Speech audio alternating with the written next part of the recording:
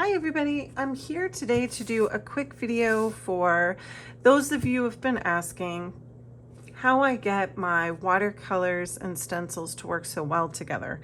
So I get this question a lot because there's always a lot of seepage questions. How do you get it to come out so clean?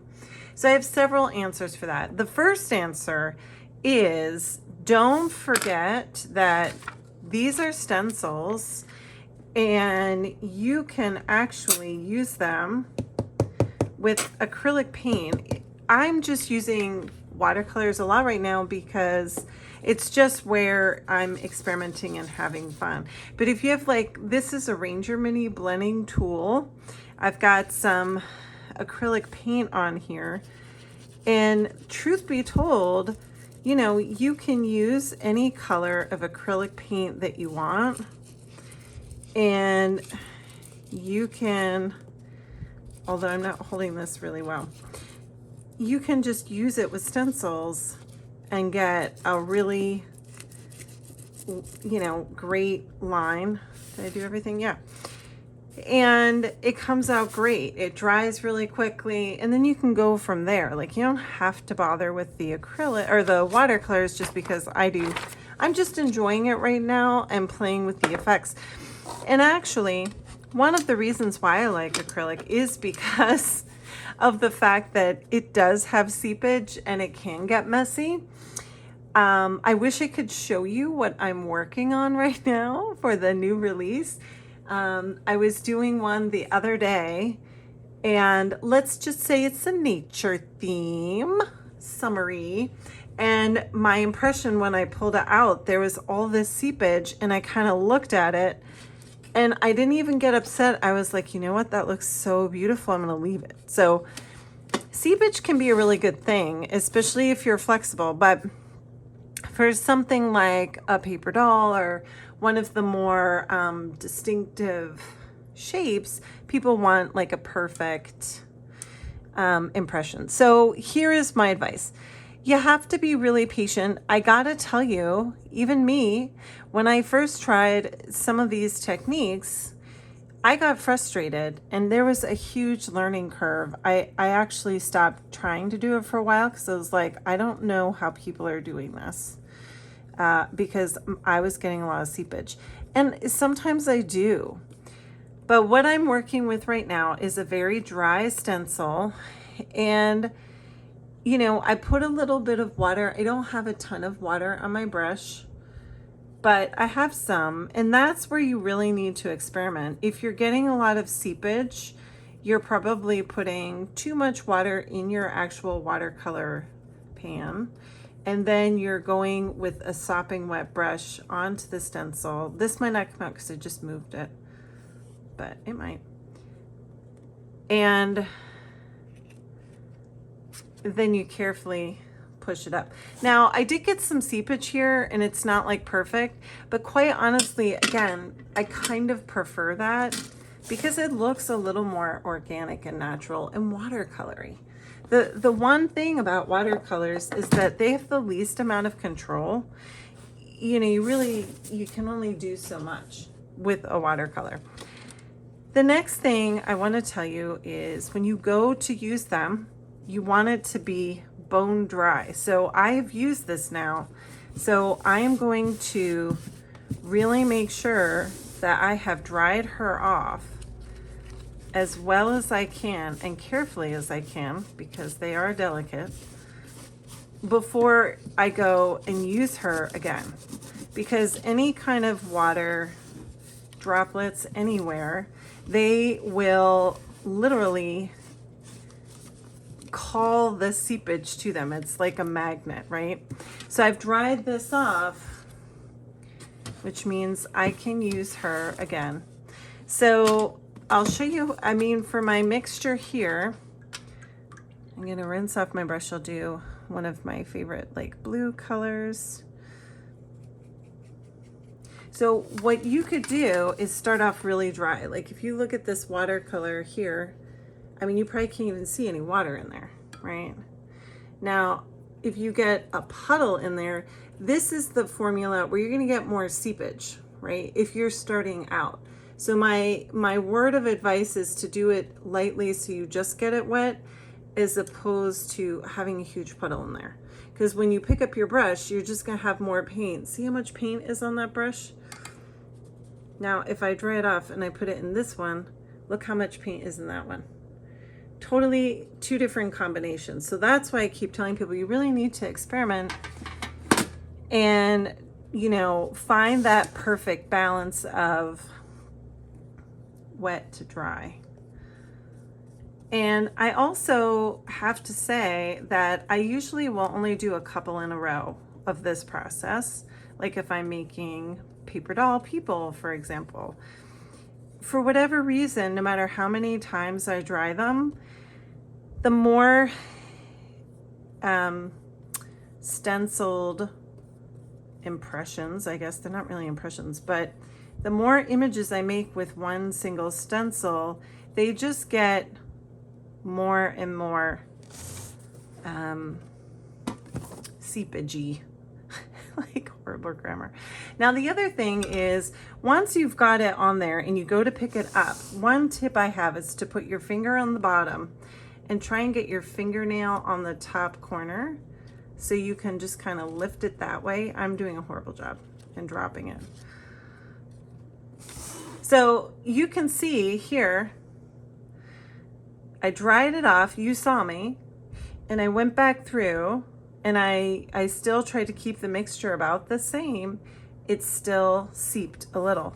But I'm telling you, I am looking at this and thinking, oh my gosh, how cool, now she has a longer hairdo on this side. So, you know, a lot of it has to do with how flexible you are. And it's hard in the beginning when you want like a really perfect impression. The other thing too is, now that I've got a lot of this blue and red, keep in mind that watercolor is reactive. So if you're changing colors every time, when you're all done with your process or in between each color, you might actually want to rinse this off because it's going to come back off if you get it wet again. So just things to think about when you're using the watercolor to stencil process.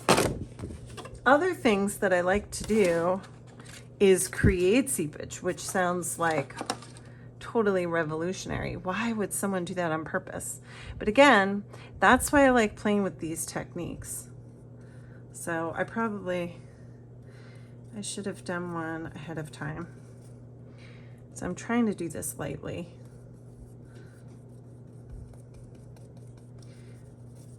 As lightly as I can, because it does dry pretty quickly, especially if you have porous, like the really thicker watercolor paper.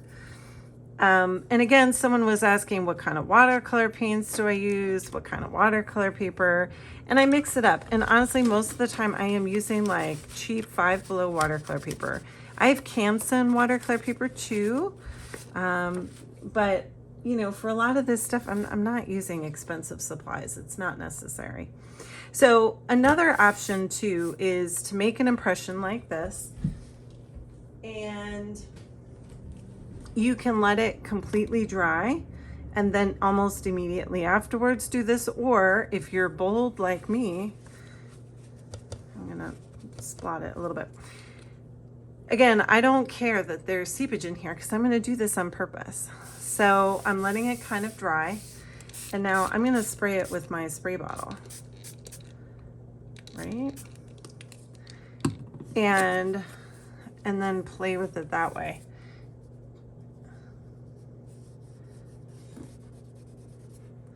Because that also just gives it like a little bit of a wash, right? It just looks kind of cool. See?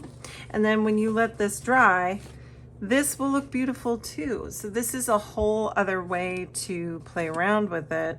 And you could like, I'm gonna dip my finger in another color. So while it's wet, add some other color to it if you want. I'll maybe put some up here too. And do that too, so it's another option. But these are just basic little rules. And I just always tell everyone, just practice, practice, practice. And just, you know, don't have huge expectations for a real perfect imprint the first time, because most of the time it isn't that way. But that's really not the point of using the watercolors. And in fact, again, as much as I would love to share with you what I am working on, you know, a lot of this stuff coming up that I'm doing, it's going to be more about playing around with some of the less controllable elements of using the watercolors and stencils to make really beautiful like backgrounds and things like that. So just, you know, practice, don't be too hard on yourself, and just experiment again really with how much water you're putting in your pans. So again, you know, these two colors are dry. So if you're going and you're putting a big puddle like this in there, again, when I put that down, there's quite a lot of water in there. But if I just kind of come through and just do a much drier amount, I mean, it's just going to be a lot less. So things to think about, just start using less in the beginning. And if it's dry as you're putting it on, that's okay, because you can control it more, and you can go over your lines a little bit more, and you really won't get much seepage. But I always say, seepage is super, super cool and very serendipitous. Like, I mean, how cool is this? This looks like a beautiful vintage kind of Edwardian or Georgian hairdo. You've got this long curl here. I mean, I'm gonna really play with that.